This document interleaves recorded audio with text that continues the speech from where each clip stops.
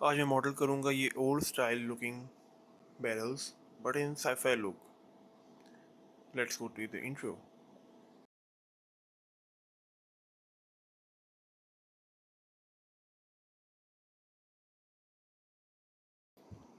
Okay, तो सबसे पहले मैं एक सिलेंडर इंपोर्ट करूँगा।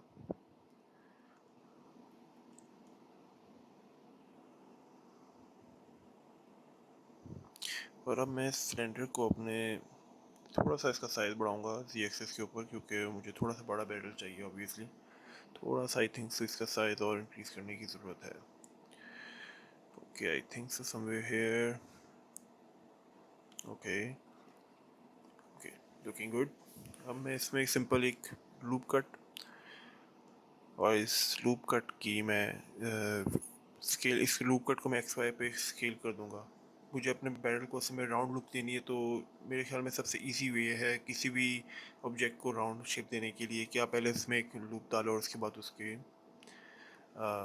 उसको बेवल कर दो, उसका स्केल इंक्रीज करके। तो यहाँ मैंने मोर और लेस सेम फेसेस रखने की कोशिश की है, एक even faces.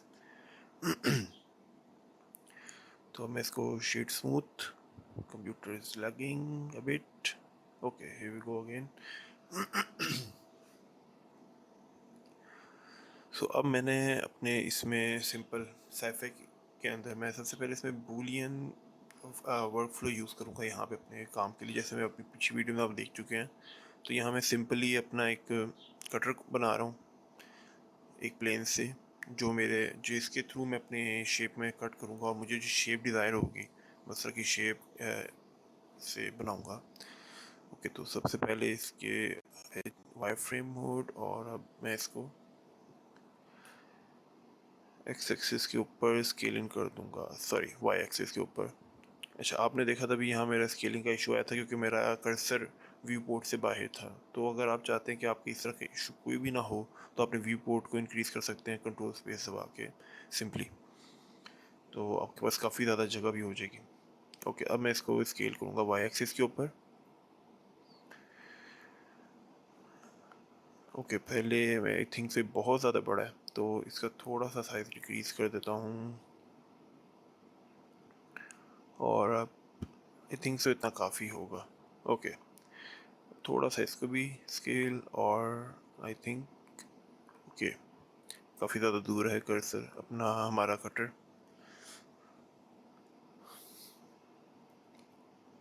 Okay, I think मैं शायद ओरिएंटेशन गलत ओरिएंटेशन में हूँ। ओके, तो सबसे पहले कटर को, मेरी कोशिश ये है कि मेरी जो एजेस हों जब वो कट करें हमारे मेन ऑब्जेक्ट के साथ, तो वो क्लोज टू हमारे मतलब जितने क्लोज हो सकते हैं वर्टिसेस के हों, ताकि कोई ओवरलैपिंग इशू या शेडिंग इश्यूज मेरे पास ना आए। तो मैं इसको सिंपली स्केल, अब मैं इसको एक्सट्रूड कर दूंगा।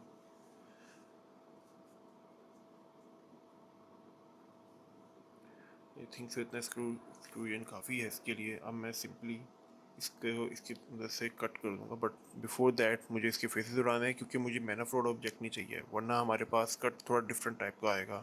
और मुझे सिंपल अपने कह लें कि एक पतली सी शीट ही चाहिए अपने।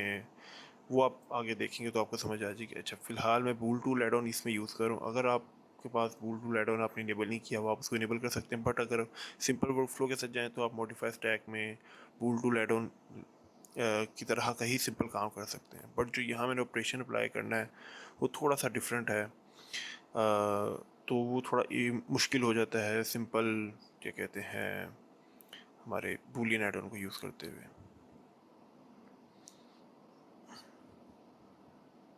तो यहाँ मैं स्लाइस ऑपरेशन अपना यूज़ कर रहा हूँ। ओके,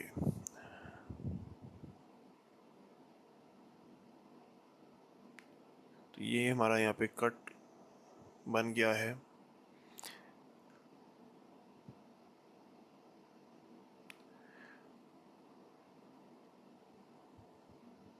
मैं इस कट को एक न्यू कलेक्शन भेजूंगा, ताकि मेरी हायरार्की भी क्लियर रहे, कि अगर मुझे हायरार्की में से कोई ऑब्जेक्ट सर्च करना पड़ता है तो मुझे पता हो, कोई मेसी ना हो, ये ना हो कि कुछ ऑब्जेक्ट्स बंद हैं, कुछ मुझे भी खोल के देखने पड़ेंगे। तो ऑब्वियसली जो कटर है उसको मैं कटर में पहले से ही रख देता हूँ हायरार्की को क्लियर रखने के लिए, और ये आपके एफिशिएंट वर्क फ्लो के लिए भी बहुत अच्छा ज़्यादा ज़रूरी है। तो अब मैं सिंपली अपने कटर को मैं ओवरऑल हमारे सिलेंडर के राउंड घुमाऊंगा ताकि मेरे पास कटर चारों एक्सिस पे आ जाए। तो इसके लिए मैंने एम्प्टी कॉल किया है और अब मैं उस एम्प्टी को यूज़ करूँगा एज एन ऑब्जेक्ट ऑफसेट इन अरे मॉडिफायर। तो अभी हमारे पास इशू ये आ रहा है कि हमारा जो कटर का रोटेशन है वो अप्लाई नहीं है, जिसकी वजह से हमारा जो ऑब्जेक्ट है वो सही से अरे सही से हमारी परफॉर्म नहीं हो रही। तो हमने और दूसरी चीज़ हमारा जो पिवट है वो हमारे एम्प्टी के पिवट के साथ होना चाहिए। ये भी हमारे एक अच्छी अरे परफॉर्म करने में मदद करेगा। तो अभी मैं यहाँ पे सिंपल अपने ऑपरेशंस के बाद अपनी एम्प्टी को रोटेट करूँगा और आप देख सकते हैं कि मेरे पास सिंपली कट दो साइडों पे आ गया। अब इसको चार साइडों पे करने के लिए सिंपली मैं इसको 4 times okay. Now we have a problem. किसी तरह का इशू आया अरे के अंदर, तो जिसकी वजह से हमारे पास ऑब्जेक्ट जो बाकी के दो हमारे कट्स हैं वो सही से शो नहीं हो रहे। Let's see.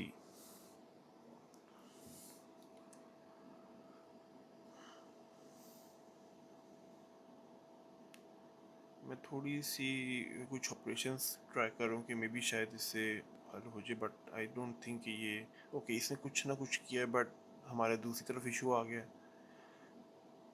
तो आई थिंक सो कि ये एक सोल्यूशन नहीं है। So let's see another solution.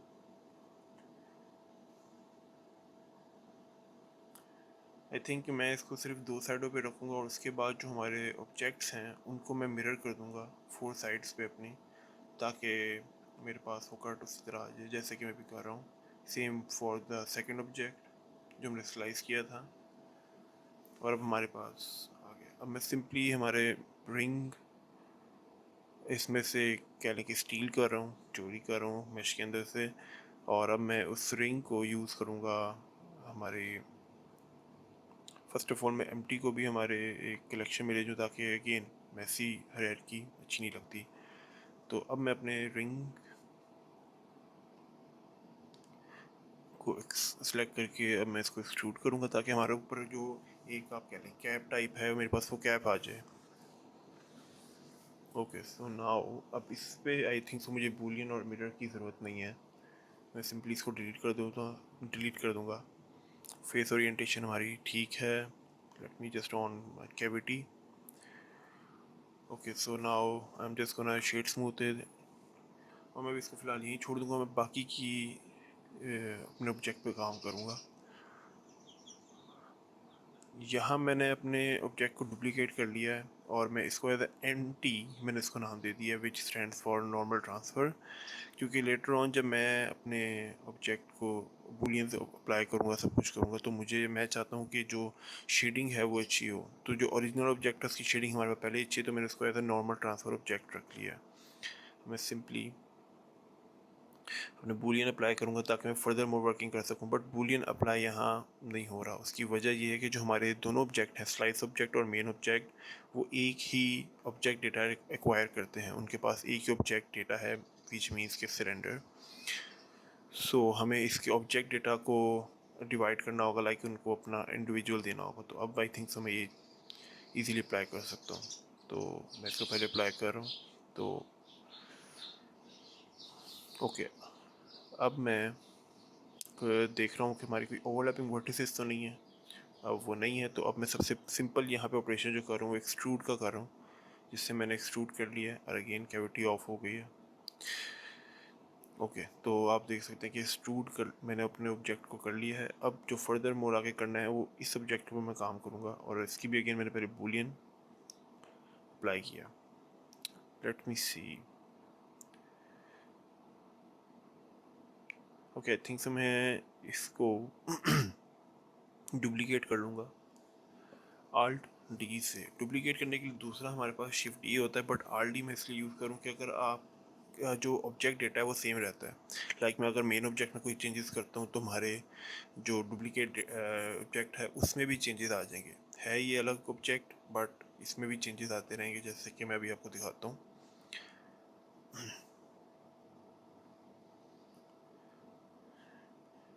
Okay, I think सो ये वाला मेरा ओरिजिनल है, तो मैं लेट मी जस्ट ओके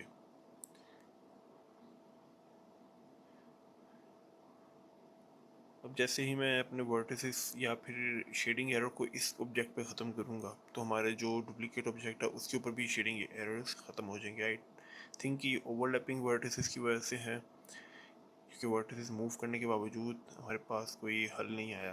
तो let me just move it around and here we have.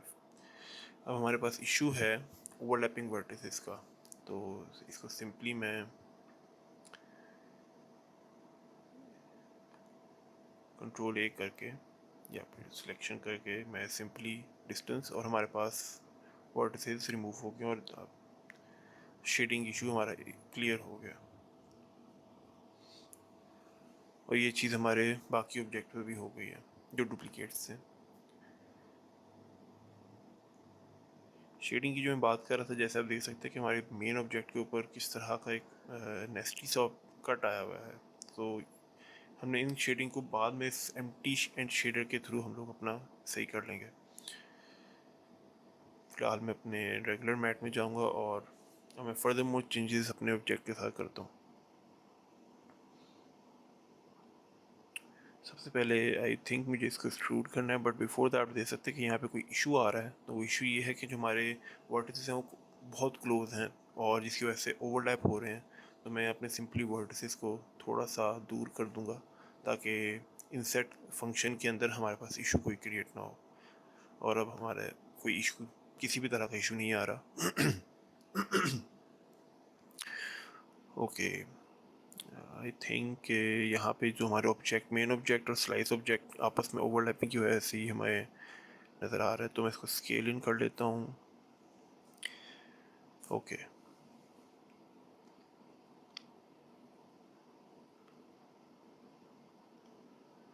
But I think मुझे इस तरह की शेप नहीं चाहिए। यस, सबसे पहले मैं अपने ऑब्जेक्ट को एक्सट्रूड करूँगा और उसके बाद अगेन इंसर्ट फंक्शन के बाद मैं अगर इस पर ओके, अब ये कुछ हमारे उस तस्वीर की तरह लग रहा है जो हमने शुरू में देखा था।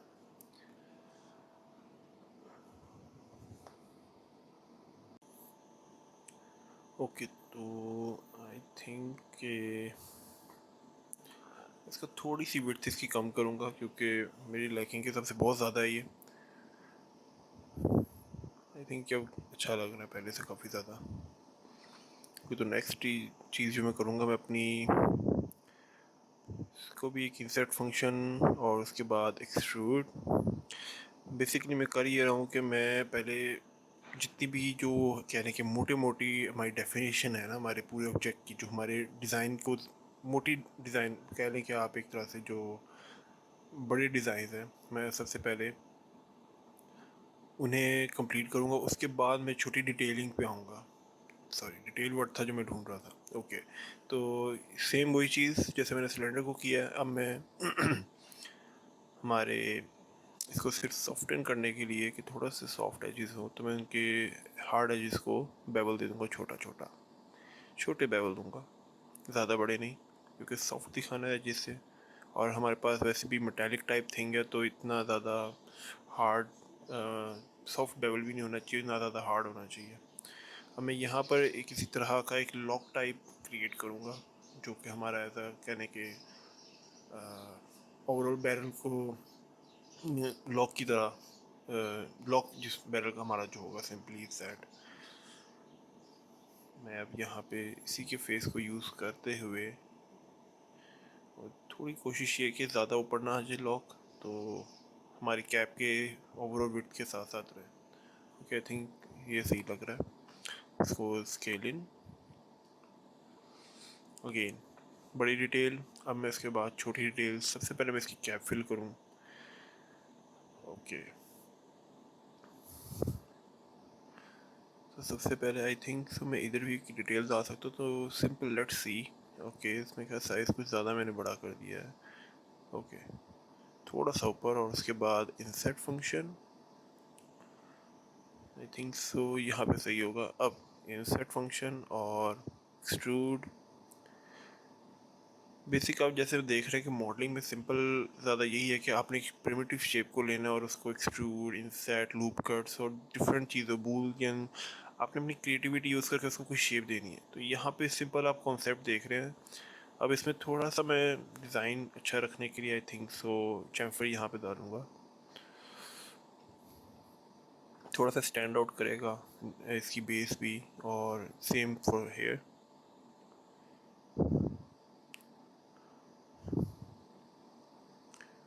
मैं किसी तरह का डिज़ाइन यहाँ पे अपने इसके लिए चाहता हूँ कि आई think so something like this. Yes, इसको मैं आल्ट एस से श्रिंक इन, और अब मैं थोड़ा सा इसको मूव, श्रिंक इन करने के बाद थोड़ा सा इसको नीचे मूव कराऊंगा ताकि हमारा जो दोनों चैम्फर्स हैं वो सेम लगे। ओके, आई थिंक सो ये डिज़ाइन भी अच्छा लग रहा है। अब मैं छोटी डिटेलिंग पे स्टार्ट करूँगा इस पीस को।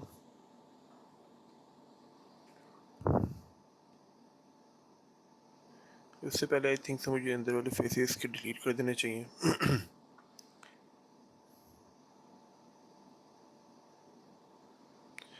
ओके, क्योंकि वो किसी तरह की प्रॉब्लम क्रिएट कर रहे हैं, तो मैं उसके जो इन अंदर वाले फेसेस हैं, तो सबसे पहले ओरिजिनल ऑब्जेक्ट को लूँगा। ये ना हो कि मैं कॉपी पे कर दूँ और चेंजेस आए फिर दूसरे पे दोबारा करने पड़े। सो मेन ऑब्जेक्ट में चेंजेस, तुम्हारे ओवरऑल में चेंजेस आ जाएंगे, क्योंकि वो इनसाइड होगी तो उसका ज़्यादा पता भी नहीं चलेगा और ज़्यादा कोई इशू नहीं होगा। अब मैं यहाँ पे छोटी डिटेलिंग से इस पे काम स्टार्ट करूँगा। इस पीस पे सबसे पहले मैं किसी तरह के कह लें कि एक सिंपल कट या डिफरेंस, जो भी इसको मैं कहूँ, बूलियन, डिफरेंट बूलियन यूज़ करके मैं एक होल क्रिएट करना चाहता हूँ, ताकि मुझे यहाँ पे कोई, जैसे कि आपने पिक्चर में भी देखा कि मैंने वहाँ पे इमिशन लाइट्स डाली हुई थी, लाइट्स टाइप वो जगह ग्लू कर रही थी। तो मैं सेम अभी अपने कटर को यहाँ पे लाइन करूँगा, रोटेशन। उससे पहले मैं आई थिंक सो इसका स्केल अप्लाई, और ये फेस ओरिएंटेशन आप देख सकते हैं कि ख़राब हो गई है, तो सिंपली मैं इसकी फेस ओरिएंटेशन ठीक करूँगा। उसके लिए मैं शिफ्ट एन ये ऑल फेसेस सेलेक्ट करने के बाद, और अब इसको मैं स्केल कर दूँगा वाई एक्सिस के ऊपर। थोड़ा सा बड़ा है आई थिंक छोटा, और अब दोबारा से स्केल। अब मैं इसकी गेन रोटेशन को अलाइन करूँगा, दोनों है, ऊपर से टॉप से और साइड से। आई थिंक सो टॉप से और साइड से इनफ होगी। फ्रंट से हमारा वैसे सीधा है। अब मैं इसमें सिंपल डिफरेंस बूलियन अपने एंड पैनल में जाके बूलियन बूल टूल से, ओके, तो ये हमारे पास होल बन गया है। अब मैं सिंपली इसको मिरर कर दूंगा ताकि मुझे सेम इफ़ेक्ट अपने बाकी के ऊपर भी मिल जाए। यहाँ मैं सिंपली जो हमारे जो डुप्लीकेट ऑब्जेक्ट था उसमें बूलियन नहीं आता, जिसकी वजह से मैं सिंपली यहाँ पे हमारे जो मेन ऑब्जेक्ट है उसको दोबारा से अरे मॉडिफाइड लगा कर स्पिन करवा रहा हूँ। सिंपल मैंने यहाँ पे एक एम्प्टी लिया है, और जैसे कि हमने क्या कहते हैं अपने मेन कटर के साथ किया था, सेम चीज़ वही। और अब यहाँ पे मैं इसको मिरर करूँगा तो हमारे बाकी सारे ऑब्जेक्ट्स पे भी वो आ जाएगा, मेन कटर और फिर कंट्रोल शिफ्ट एक्स। ओके, तो ये हमारे पास मिरर हो गया है हमारे ऑब्जेक्ट के ऊपर। आई थिंक से कुछ ज़्यादा ही करीब है, तो थोड़ा सा मैं इनको दूर मूव करवा दूँगा, और दोबारा से लाइन रोटेशन।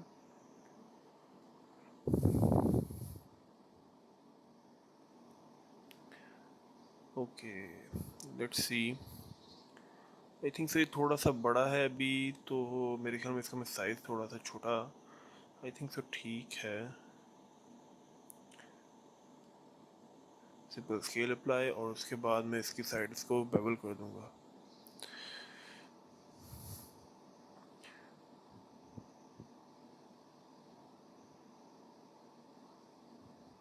मुझे ये भी थोड़ा सा, okay, I think so good है।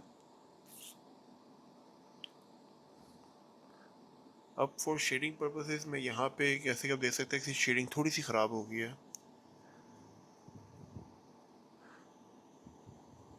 आई थिंक सो इसका स्केल बाकी छोटा कर दूँ तो ओके बेटर। थोड़ा सा close, let's see.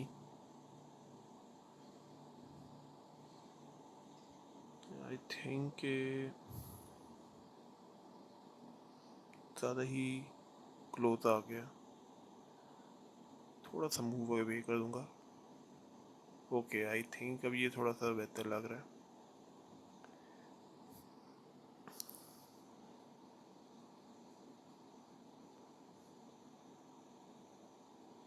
Okay, I think so good है। इसमें ज़्यादा चेंजेस की आई थिंक से नहीं ज़रूरत। दूसरा मैं अगेन अपने कटर को मूव करवा दूँगा कलेक्शन में और इसको हाइड कर दूँगा। अब मैं अपने इस पीस पे आके थोड़ी डिटेलिंग स्टार्ट करूँगा। तो आई थिंक उससे पहले मैं इसको अगर कर लूँ, क्योंकि इसकी थोड़ी डिटेलिंग थोड़ी सिंपल सी है। सिंपल हमारे पास कह लें कि कुछ कट्स हैं जो हमने लगाने हैं। एक्सट्रूड और इंसर्ट, यही फंक्शन सिंपल है, क्योंकि जो हमारा मेन ऑब्जेक्ट है उस पर आपने देखा है थोड़ी डिटेलिंग वहाँ पे थोड़ी एडवांस है। वहाँ पे एक अच्छा बूलियन कट मैंने यूज़ किया हुआ है, बूलियन कटर यूज़ किया हुआ है, तो वो थोड़ा ट्रिकी हो जाता है। तो उससे पहले मैं इस ऑब्जेक्ट को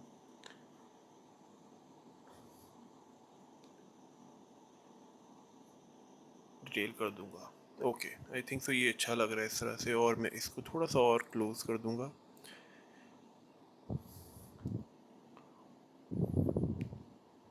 okay, extrude and simple insert. अब आप देख सकते हैं कि मैंने उसी में से एक शेप बना ली है और अब मैं उसी शेप को एज आ कटर यूज़ कर रहा हूँ। तो ये आप इसी तरह से अपने वर्क फ्लो को थोड़ा सा फास्ट करने के लिए कर सकते हैं, बजाय कि आप एक नई शेप लाएं और उसमें चेंजेस करें और उसके बाद उसमें कट करें। अगेन सेम थिंग, रे मॉडिफाई, और उसके बाद इसको मैं, ताकि मेरी चारों तरफ आ जाए। तो ये सिंपल कह लें कि ज़्यादा एडवांस नहीं, बहुत सिंपल सा मैं टेक्निक्स यूज़ कर रहा हूँ ताकि मेरी मॉडलिंग थोड़ी सी फास्ट हो जाए और काम थोड़ा जल्दी हो। अभी भी इस पूरे प्रोसेस ने मुझे लाइक 1 आवर मुझे लग गया, सिर्फ इस वजह से कि मैं अभी भी क्या कहते हैं कटर्स ख़ुद बना रहा था। बट आप प्रैक्टिस करेंगे तो आहिस्ता आहिस्ता आपकी स्पीड थोड़ी तेज़ हो जाएगी।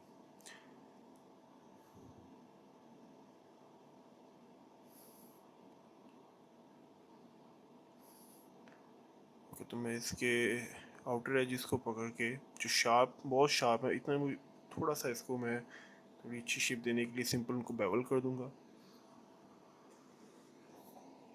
आई थिंक सो ये अच्छा लग रहा है हमारे पास काफ़ी ज़्यादा। ओके, तो अगेन कटर को उसकी जगह पे, और अब मैं यहाँ पे इस पर थोड़ी छोटी डिटेल, क्योंकि मैं जब इस पर काम कर ही रहा हूँ, थोड़ा और डिटेल इसको मैं ऐड कर लेते हैं। मैं यहाँ पे सिंपल कहने की दो एक रिंग टाइप बार्स जो इन अंदर की तरफ होंगी ऐड करूँगा, for just a little bit spice. So मैंने अब पहले एक को, आई थिंक सो मेरे ख्याल में इनको इवन की बजाय अगर मैं थोड़ा सा इस मैं अपनी सूरी का साइज़ इंक्रीज़ कर दूँगा, जस्ट फॉर डिज़ाइन पर्पसेस। थोड़ा ये ज़्यादा अच्छा लगेगा इस तरह से।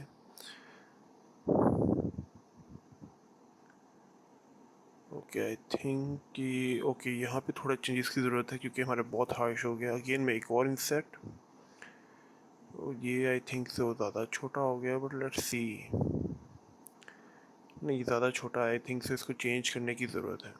मैं इसको सिंपली कंट्रोल जी और इसको थोड़ा सा साइज़ इंक्रीज़ कर दूंगा, ज़्यादा नहीं, उससे छोटा ही ऑब्वियसली रखना है। और इंसेट, और अगेन इंसेट, और अब इसको श्रिंक। तो आई थिंक सो ये काफ़ी बेहतर लग रहा है। बाकी जो एम्प्टी स्पेस है मेरी, उस पर मैं लेटर ऑन जब टेक्सचरिंग करूँगा तो मैं इसमें डीकेल्स ऐड कर दूँगा, जो थोड़ा सा हमारे डिज़ाइन को और प्यारा दिखा देंगे। तो ज़रूरी नहीं है कि आप अपने मॉडल के अंदर ही सारी डिटेल्स ऐड करें।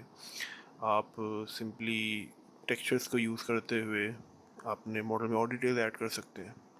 यहाँ मैं सिंपल चाहता हूँ कि जो हार्ड है जाए इसको मैं थोड़ा सा सॉफ्ट कर दूँ।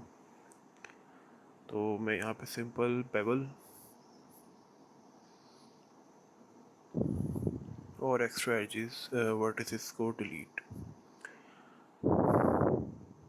रियल वर्ल्ड सिनेरियोज में भी ऐसे ही होता है कि कहीं पे हमारी चीज़ बेवल हो रही होती है। आई डोंट रिमेंबर, बट मैं एक चीज़ देख रहा था वो सेम इसी तरह से बेवल हुई थी। ठीक, यहाँ जो इश्यूज़ हैं आई थिंक सो मैं इनके ऊपर इतना ओके लेट्स सी, इसको फिक्स करने की कोशिश करते हैं, बट आई थिंक सो ये बेवल की वजह से हो रहे थे, क्योंकि उसने ऑब्वियसली उस जगह को खा लिया ऑब्वियसली, या वो जगह इतनी स्मूथ कर दी है कि वहाँ से वो हमारे पास जीप से कह रहे हैं आर्टिफैक्ट आ रहा है, आर्टिफैक्ट नहीं कहेंगे इसको, हमारा फेस हमें सिंपली बैक फेस से नज़र आ रहे हैं। तो मैं इसकी इतनी मैं फ़िक्र नहीं करूँगा, क्योंकि ऑब्वियसली जब रेंडर कर रहा हूँ तो ये इतना नज़र नहीं आना, और वो जगह भी काफ़ी छोटी थी। तो लेट्स सी, अब आगे मैं अगला अपने मेन ऑब्जेक्ट के ऊपर आके जो एक और डिटेल है जो कि आपने इमेज में देखी थी, मैं उसको ऐड करूँगा। सिंपली यहाँ पे अपने 3D कर्सर और उसके बाद ऑब्जेक्ट, और उस ऑब्जेक्ट को थोड़ा सा छोटा, जस्ट फॉर डिज़ाइन। मैं यहाँ पे सिंपल से आप कह लें कि अगेन कुछ LEDs इंडिकेशन टाइप ले रहा हूँ, जो कि ज़रूरी नहीं कि LEDs हों। लेट्स से कि आप इसको एज आ पावर सोर्स यूज़ करें, और ये जो चीज़ है ये आपकी पावर इंडिकेट करे। अगर इसकी लाइट ऑन हो तो पावर मतलब है, और अगर नहीं है लाइट ऑन तो इसका मतलब पावर कम है। वो डिपेंड करता है कि आपका यूज़ केस इस तरह का होगा। और अगेन ये कॉन्सेप्ट है, तो फिर सिंपल छोटी डिटेल्स, ताकि कॉन्सेप्ट अच्छा लगे, ज़्यादा भी नहीं कम भी नहीं, कॉन्सेप्ट को अच्छा दिखाने के। तो यहाँ मैंने सिंपल इस क्यूब को राउंड कर दिया साइडों से, और अब मैं इसमें चैम्फर एक डाल रहा हूँ। आई थिंक स्केल अप्लाई करने की ज़रूरत है। ओके, तो यहाँ सिंपल मैं चैम्फर इसमें ऐड कर रहा हूँ, थोड़ा सा उसको विजुअली अपीलिंग के लिए, ताकि वो अच्छा लगे। अगेन ओके, अगेन सेम चीज़ जो मैं शुरू में भी कर रहा था, और अब मैं इसके साथ भी करूँगा, जो मैंने कटर के साथ किया और प्रोजेक्ट के साथ किया। अब मैं यहाँ पे सिंपल अगेन एक एम्प्टी मैंने कॉल किया है, और अगेन वही सारा सेटअप कि मैं अपने जो ऑब्जेक्ट है उसके पिवट को भी अपने एम्प्टी के पिवट के साथ ले जा रहा हूँ। अब रे मॉडिफायर और object offset and I think से स्केल अप्लाई करने की ज़रूरत है हमारे एम्प्टी के ऊपर। मैंने उसका स्केल इंक्रीज़ किया था। ओके, अब आई थिंक सो गुड है। अब मैं इसको सिंपली रोटेट करूँगा, बट मैं चाहता हूँ कि हर 45 डिग्री एंगल के बाद जाके ये ऑब्जेक्ट मेरा मुझे शो हो हमारे सिलेंडर के ऊपर। तो मैं सिंपली यहाँ पे 45 रोटेशन देकर अब इसको इंक्रीज़ कर रहा हूँ। तो एग्जैक्टली हमारा 8 पीसीज हमारे पर डिस्टेंस पे आ जाएंगे, क्योंकि हमारे ओवरऑल सिलेंडर को अगर हमने ऊपर 4 में किया था 90 डिग्री 4, और फिर यहाँ देख सकते हैं सिंपली। अब फर्दर डिटेल मैं यहाँ पे, जैसे कि उसमें भी थी,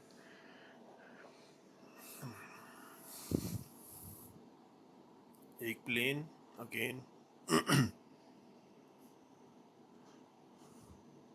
ओके, यहाँ आप कहेंगे कि मैं यहाँ प्लेन क्यों ले रहा हूँ, मैं ज्योमेट्री में से क्यों नहीं ले रहा, क्योंकि मुझे यहाँ पे थोड़ी डिफरेंट चाहिए। और ज्योमेट्री वाला जो आइडिया है मैं उसको भी यूज़ करके देख चुका था यहाँ पे, तो उसमें थोड़े इश्यूज थे, जिसकी वजह से आई थिंक सो कि मैं अगर एक प्लेन अलग से कॉल करके यूज़ कर रहा हूँ तो वो ज़्यादा बेहतर है। सिंपली मैं इसको स्केल करूँगा थोड़ा सा। आई थिंक सो ये ट्रायंगल थोड़ा सा ऊपर होना चाहिए, आई थिंक Z एक्सिस के ऊपर, बट इन दिस केस हमारा Z एक्सिस नहीं, हमारा Y एक्सिस होगा हमारे नॉर्मल का। तो सिंपली मैं इसको दोबारा से स्केल कर दूंगा Y एक्सिस के ऊपर, क्योंकि रोटेशन अप्लाई नहीं हमारी ऑब्वियसली। अब मैं इसके एजेस को बेवल, और इसमें 4 सेगमेंट्स आई थिंक सही इनफ होंगे। ओके, मैं इसको सिंपली एक्सट्रूड कर दूंगा इनवर्ड्स, ए एक्सट्रूड, और ओके आई थिंक सो ये एक्सट्रूजन इतनी काफ़ी है हमारे होल को क्रिएट करने के लिए, अगेन डिज़ाइन क्रिएट करने के लिए वो वाला। और अलाइनमेंट भी हमारी सही है। तो अब हम सिंपली यहाँ पे अगेंस्ट डिफरेंट थोड़ा बेटर लग रहा है। मैं सिंपली इसके अंदर चेंज ये करूँगा कि मैं इसको थोड़ा सा इसको स्केल डाउन करूँगा, ताकि एक चम्फा सा क्रिएट हो, और ये थोड़ा सा और अगेन विजुअली अपीलिंग हो जाए।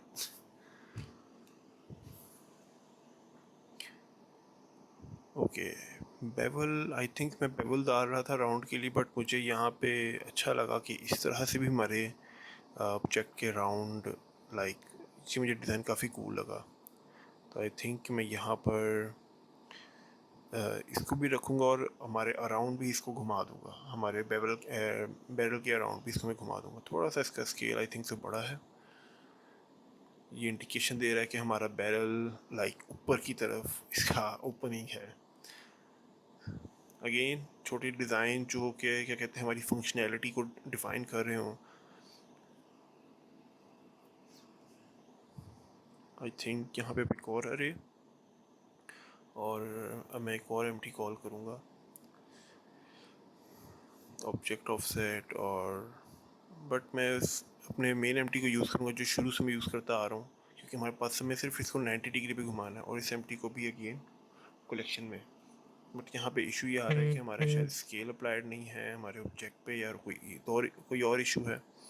तो लेट मी सी कि क्या इशू है यहाँ पे। ओके, पहले तो मैं इसका पिवट सेम जगह पे, ओके पिवट आई थिंक से एक मेन इशू था।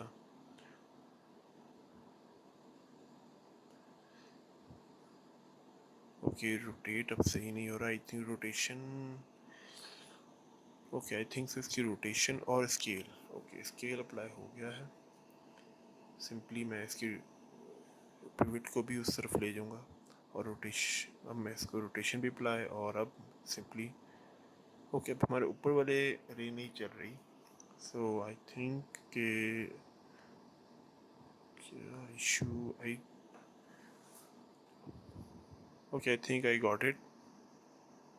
हमारी जो रोटेशन हमने क्योंकि दोबारा से अप्लाई की है तो हमारी रोटेशन चेंज होगी, तो जी एक्सिस के ऊपर हमारा कटर आएगा ऑब्वियसली पॉजिटिव जी, और आई थिंक साथ में Y, no no Y, X axis के ऊपर हमें इसको थोड़ा सा बाहर की तरफ एक्सट्रूड निकालना होगा ताकि वो शो हो सके। तो ओके यहाँ आई थिंक थोड़ा सा इसको, ओके आई थिंक कि यहाँ ठीक है, थोड़ा सा बस करीब, ज़्यादा करीब भी नहीं ज़्यादा दूर भी नहीं, थोड़ा वो अच्छा लगे इंडिकेशन है। तो अगर ज़्यादा दूर होंगे तो उनका कनेक्शन आपस में कट जाएगा और इंडिकेशन की समझ नहीं लगेगी और लगेगा पता कोई ऐसी डिज़ाइन है जो लगा हुआ है।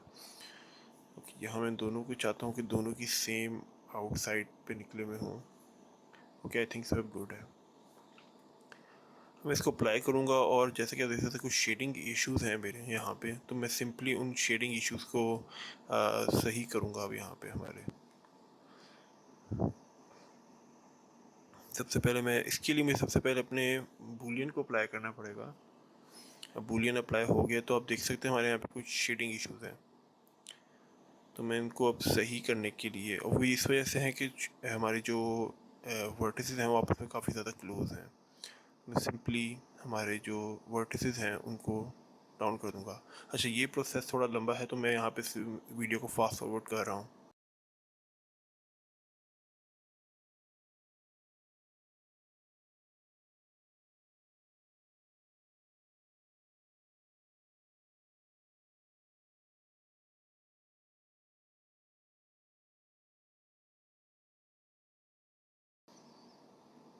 ओके तो हमारे वर्टिसेस आपस में हो चुके हैं ज्वाइन। मैंने सिंपली सारे वर्टिस एक्स्ट्रा वर्टिस को पकड़ के मिड वाले वर्टिसेस के अंदर उनको लास्ट ज्वाइन कर दिया था, और मैं यहाँ पे सिंपली मिरर अप्लाई कर दूँगा।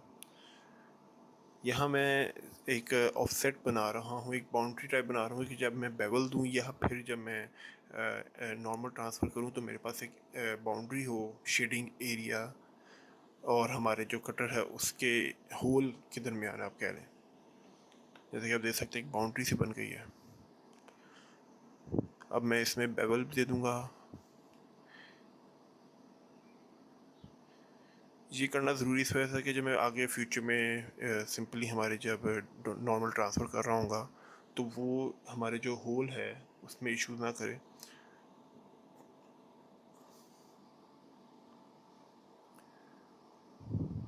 आई थिंक सो ये एकदम अब ठीक लग रहा है।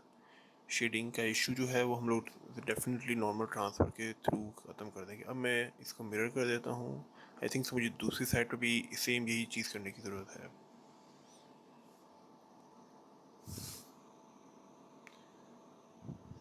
ओके, तो अगेन ये प्रोसेस थोड़ा सा लंबा है, तो मैं इसको भी यहाँ से फास्ट फॉरवर्ड करूँ क्योंकि मैं पहले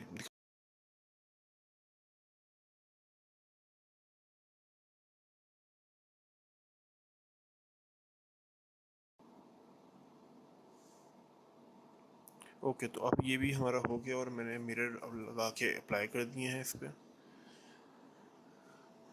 लेट्स सी, अब हम लोग ने एंटी को जो हमने ऑब्जेक्ट बनाया था, अब उसको हम यूज़ करते हैं, हमारे नॉर्मल ट्रांसफरिंग करेंगे डेटा की। तो सबसे पहले नॉर्मल ट्रांसफ़र डेटा और उसमें हमारा सोर्स ऑब्जेक्ट एंटी। अब मैं यहाँ पर हमारे सिंपल एजेस को सिलेक्ट कर लूँगा।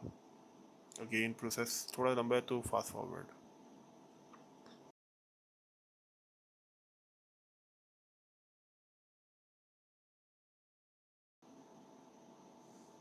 ओके, तो हमारे ये हो गए। अब मैं सिंपल यहाँ पे उन फेसेस को सिलेक्ट कर लूँगा जिसमें वो इशू आ रहा है, बट ये फेसेस कुछ ज़्यादा ही एक्सटेंड हुए हुए हैं। आई थिंक मुझे इनकी सबसे पहले मैं इनका ग्रुप असाइन कर दूँगा, वर्टेक्स ग्रुप। अब मैं इनकी थोड़ी सी बाउंड्रीज़ को क्या लगे क्लोज़ कर दूँगा थ्रू नाइफ टूल। सिंपल यहाँ पे कट लगा कर ताकि वो बाउंड्रीज क्लोज हो जाए, या आप कह लें कि एक तरह से अगेन मैं एक बाउंड्री सेट कर रहा हूँ हमारे, ताकि जो हमारी शेडिंग है वो दूर तक ना जाए और हमारे पास कम एरिया हो डेटा ट्रांसफ़र के अंदर करने डेटा ट्रांसफ़र के अंदर देने के लिए, ताकि वो कम एरिया को की नॉर्मल इश्यूज़ को क्लियर करे। मैं पहले ये ट्राई कर चुका हूँ बड़े एरियाज़ के साथ, बट वो इशू ये आता है कि एक स्टैंड पे जाके वो ओवरऑल और इश्यूज़ क्रिएट होने शुरू हो जाते हैं। सिंपली मैं यहाँ पे अपने फेसेस को सिलेक्ट कर लूँगा जिन पे मैंने, और डी सेलेक्ट कर दूँगा उन फेसेस को जिन पे मैं नहीं चाहता कि हमारा किसी तरह का इशू आए।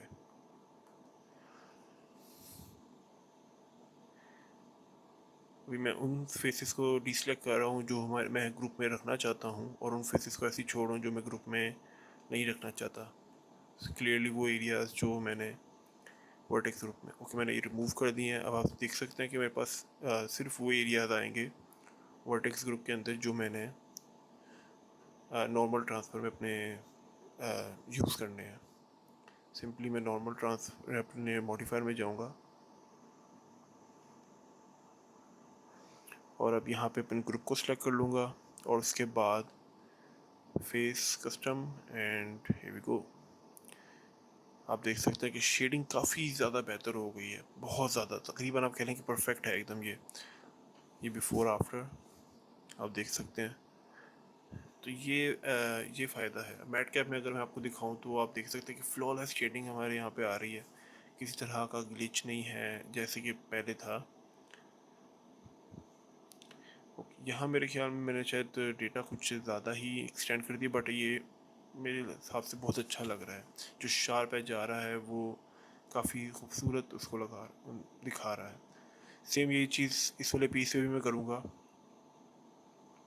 अगेन प्रोसेस लंबा है तो फास्ट फॉरवर्ड।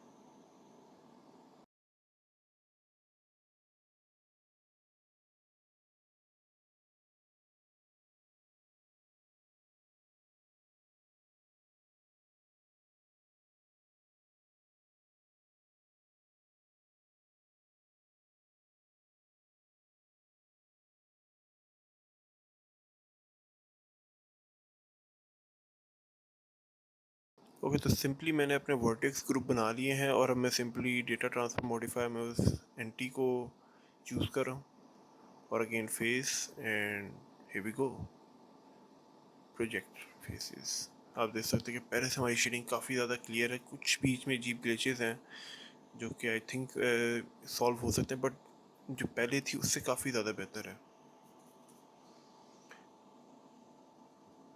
मैं ओवरलैपिंग वर्टिसेस चेक कर लेता हूँ। ओके, कोई ओवरलैपिंग वर्टिसेस नहीं है क्लियरली यहाँ पे, बट आई थिंक ओवरऑल जो हमारी शेडिंग है वो काफ़ी ज़्यादा अच्छी लग रही है। बाकी मैंने इस पर ऐसा टेक्सचर करने के लिए ज़्यादा पता भी नहीं चलेगा, रफ सा होगा तो इतनी शेडिंग रेंडर के अंदर, अगेन कॉन्सेप्ट है तो इशू नहीं है। हाँ, अगर कोई गेम एसिड होता तो आपको इसका थोड़ा सा ध्यान रखना पड़ना है।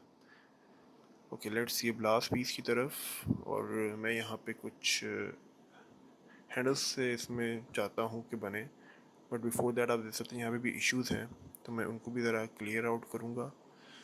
क्लियरली हमारे वर्टिसेस कुछ ज़्यादा ही क्लोज हैं, तो सबसे पहले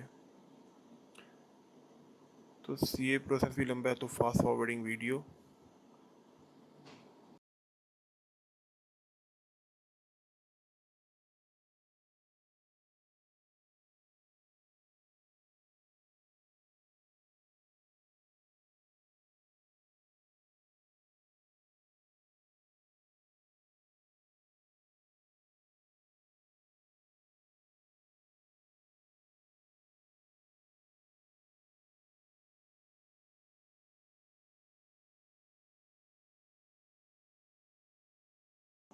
ओके, क्लीनिंग के बाद अब मैंने उसको मिरर भी कर दिया है दूसरी साइड्स पे। अब मैं सिंपल यहाँ पे हमारे आउटर एजेस को सिलेक्ट करूँगा और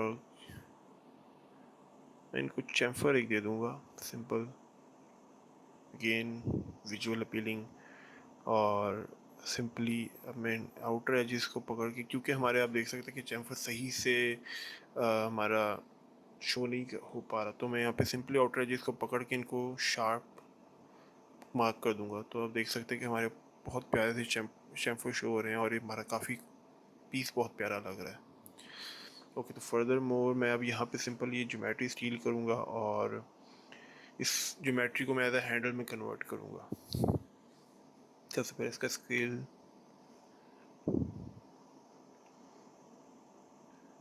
ओके, तो आई थिंक इसको थोड़ा सा और स्केल करने की ज़रूरत है। ओके, आई थिंक ये गुड है। हमें थोड़ा सा और ज़्यादा और थोड़ा वाई पे कम। ऑलराइट, तो अब मैं इसके सिंपली ये वाले एजेस उड़ा दूंगा और इनको मैं एक्सट्रूड कर दूंगा डाउनवर्ड्स। और सबसे पहले मैं क्लियर कर दूं क्योंकि इस पर शार्पनेस की ज़रूरत नहीं है। सिंपली इनको भी मैं बेवल कर लूँगा विथ 4 सेगमेंट्स, क्योंकि ज़्यादा नहीं, ज़्यादा फिर हमारे लिए ही इशू बनेंगे। ओके, तो ये हमारे पास काइंड ऑफ हैंडल आ गया। अब इस हैंडल बहुत स्किनी है, तो मैं इसको दो मॉडिफायर्स के थ्रू, पहले स्किन मॉडिफायर के थ्रू मैं इसको क्या लेके एक शेप दूंगा, जैसे कि आप देख सकते हैं। मगर ये शेप कुछ ज़्यादा ही बड़ी है, तो सिंपली और सेलेक्ट करके कंट्रोल ए, इससे हम लोग इसकी जो हमारे स्किन मॉडिफायर्स की विड्थ को कम कर सकते हैं। तो यहाँ आई थिंक सो इतनी विड्थ काफ़ी होगी। यस, आई थिंक सो इतनी गुड है। अब मैं बिफोर एडिंग सब डी मॉडिफायर मैं अपने इन वर्टिसेस को पकड़ के इनकी वर्टेक्स में इंक्रीज़ कर दूंगा। उससे क्या होगा कि अगर हम लोग जब सब डी मॉडिफायर डालेंगे तो जो नीचे वाला फेसेस है वो राउंड नहीं होंगे। सिंपल। ओके, तो अब मैं सब डी मॉडिफायर इसको स्मूथ और राउंड दिखाने के लिए, जैसा कि आप देख सकते हैं, और सिंपल इसको मैं इंक्रीज़ कर दूंगा। तो ये मेरे ख्याल में 2 इंच के लिए काफ़ी है और ये काफ़ी अच्छा लग रहा है। Simple shade smooth. ओके, इसके लिए पहले स्किन मॉडिफायर अप्लाई करना पड़ेगा। ओके, अब नाउ शेड्स में, तो ओके, हमारा एक हैंडल बन गया। अब सिंपली अगेन वही सारी चीज़ें, मैं सबसे पहले इसके पिवट को मिड में ले आऊँगा हमारे ओरिजिन की, और इसके बाद इसमें भी ओके, आई थिंक मेरे ख्याल से मेरे इस पीस को गलती से नीचे भी मिरर कर दिया है, तो मैं इसको डिलीट कर दूँगा।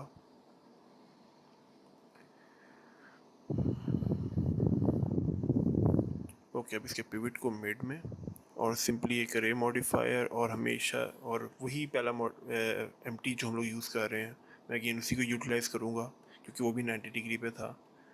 अब सिंपली इसको इंक्रीज़। ओके, देख सकते हैं कि हमारे पे बड़ा प्यारा सा हैंडल बन गया है। अब full last thing I think sir mid में किसी तरह का कह लें कि नॉब जैसे हमारे पास होती हैं, डोर नॉब्स होती हैं, या फिर यहाँ पे आप कह लें कि सिलेंडर की नॉब में डिज़ाइन करूँगा। पिक्चर में थोड़ी डिफरेंट थी, यहाँ मैं थोड़ी डिफरेंट अप्रोच के साथ जा रहा हूँ क्योंकि मुझे वो काइंड ऑफ इतनी कूल नहीं लगी, बट मैं यहाँ पे एक डिफरेंट नॉब क्रिएट करने वाला हूँ। ओके, तो सिंपली एक कटर ऑब्जेक्ट,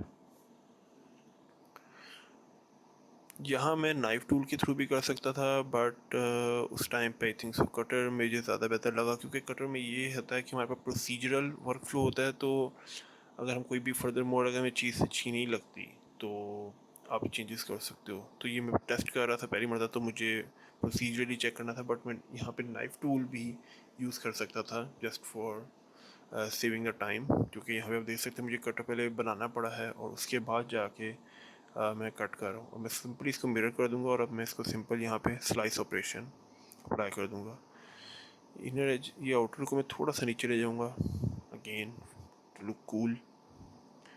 और हमारे कटर को हमारे कटर को पहले मैं मूव करवा देता हूँ, और अब थोड़े से चेंजेस ताकि सॉफ्ट सी हमारे पास फील आए थोड़ी। अगेन मैं नहीं चाहता कि ज़्यादा हार्श हो, ज़्यादा सॉफ्ट हो। 4 segments, I think so this is enough. और मैं अपने कटर को हाइड कर दूंगा।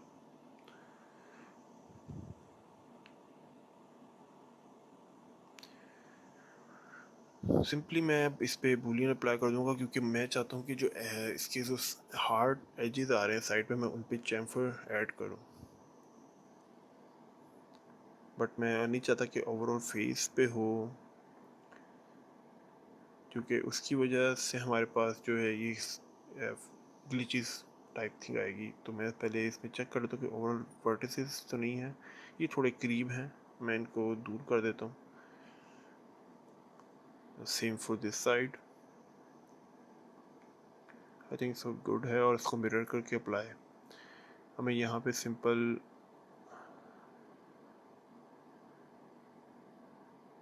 Okay, I think outer edges को ही मैं अगर सिर्फ चैम्फर करूँ तो ये थोड़ा सा अच्छा लगेगा।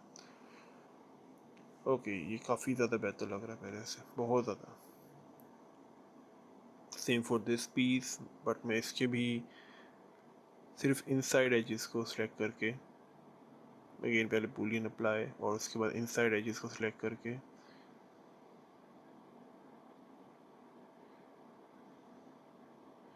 चैम्फर कर दूँगा। ओके, आई थिंक ये काफ़ी अच्छा लग रहा है पहले से। ओके, ये मेरे ख्याल में काफ़ी ज़्यादा। बाकी इसमें फर्दर मोर डिटेल में अगेन टेक्सचरिंग में डालूँगा, कोई बोल्ट्स जैसे हो गए और कुछ डिज़ाइनिंग हो गई। तो ये था हमारा simple model of old but stylish sci-fi barrel. I hope you like it. Thanks for watching.